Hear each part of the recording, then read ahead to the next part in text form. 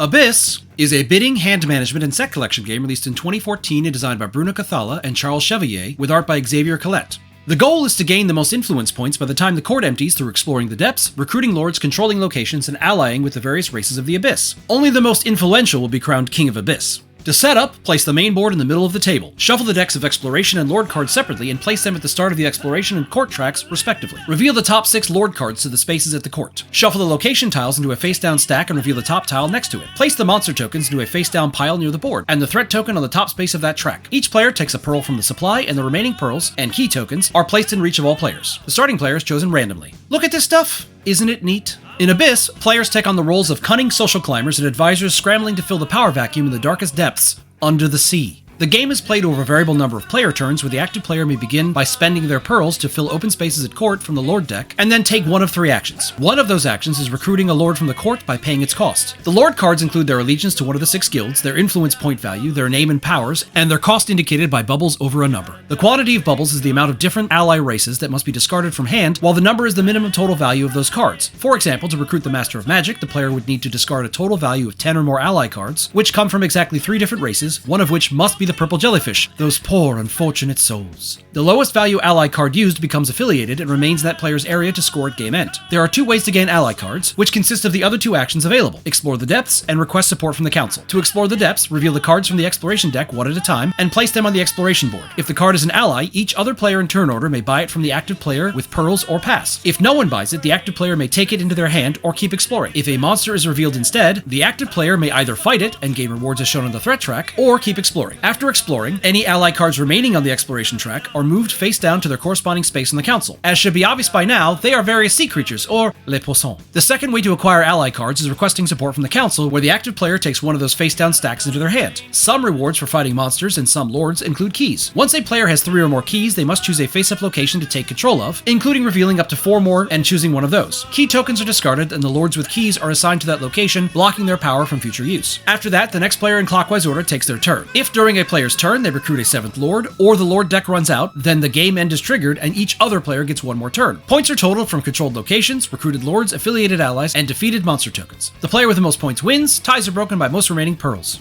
Court intrigue presents an opportunity to masquerade as grand influencers of world power, both above and below the water. Control is a tenuous beast, offering the illusion of authority while grappling with the morality of deception and conquest in pursuit of a utopian wonderland. Am I doing what's best for my people, or leading them straight into the carnivorous maw of my own pride? Is this really what I think about when playing games? Sometimes.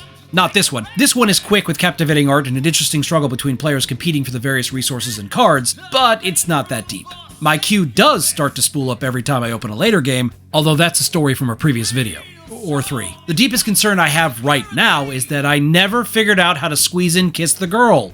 I am not the writer I once was. However, I'm always game.